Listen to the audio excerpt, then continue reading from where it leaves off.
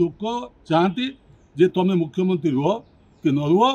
तुम आसो ओडिशा नेतृत्व नब ओडिशार नेता कहले केवल नवीन पट्टनायक बुझाऊँ आउ द्वितीय नेता ये कहीं ना अन्य दल कौन कि आम दल कौन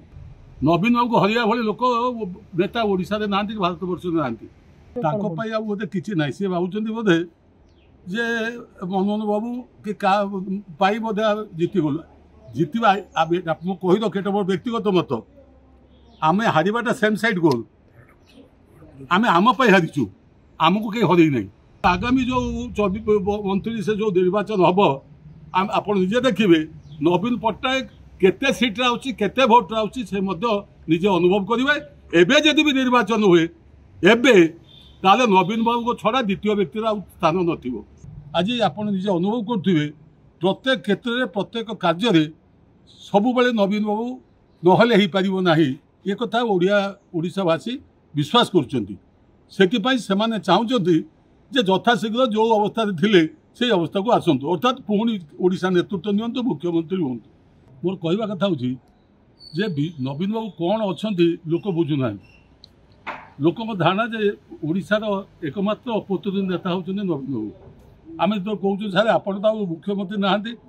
कहले मुख्यमंत्री नथिले लोक एत कहीं मो पछक आसुँच प्रश्न हूँ जे लोक मैंने नवीन को मुख्यमंत्री हिसाब देखुना जड़े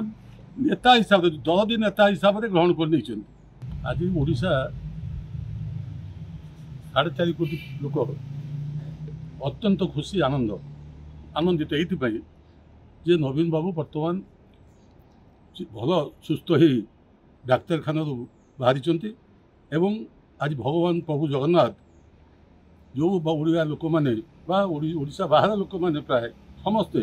जो प्रार्थना करते यथाशीघ्र आरोग्य लाभ कर पुणी ओडिशा फेरी दिंतु ओडिशा को चली आसतु जो नेतृत्व नौले नियंतु मोर कहवा कथा हूँ जे नवीन बाबू कौन अच्छा लोक बुझुना लोक धारणा जे ओडिशार एकमात्र अपोजिशन नेता होती नवीन बाबू आम जो कहूँ सारे आपड़ तो मुख्यमंत्री नहांती कहले मुख्यमंत्री नथिले लोक एत कहीं मो पछक आसुँच प्रश्न हूँ जे लोक मैंने नवीन को मुख्यमंत्री हिसाब देखुना जड़े नेता हिसाब से दलदी नेता हिसाब से ग्रहण कर आज आप निजे अनुभव करुवे प्रत्येक क्षेत्र में प्रत्येक कार्य सबु बेले नवीन बाबू नहले ही पारिबो नाही ये कथा ओडिशावासी विश्वास करुँच से चाहते जे यथाशीघ्र जो अवस्था थिले से अवस्था को आसतु अर्थात पुणी ओडिशा नेतृत्व नियंतु मुख्यमंत्री हूँ किंतु कथा विधान जो वैधानिक व्यवस्था रही जे निर्वाचित 5 वर्ष समय अपेक्षा करा पड़ो किंतु लोक चाहती जे तुम मुख्यमंत्री रुह कि न रुह तुम आसो ओडिशा नेतृत्व नब ओडिशार नेता कहले केवल नवीन पट्टनायक बुझाऊँ आउ द्वितीय नेता ये कहीं ना अन्य दल कौन कि आम दल कौन तेणु से दृष्टि समस्ते प्रार्थना कर प्रभु जगन्नाथ महाप्रभु को खाली आरोग्य नुहे सामर्थ्य भी दो शक्ति भी दो जहाँफल दल को नेतृत्व जमी 24 वर्ष देते ठीक से नेतृत्व दिंतु एवं जो जनविरोधी कार्य ये सरकार जो अच्छी कर विरुद्ध में जहाँ परामर्श निर्देश आमको देवे आम ताको अक्षय कर पालन करूँ लोक आस्थावाहक हाँपाई विजु जनता दल सब रही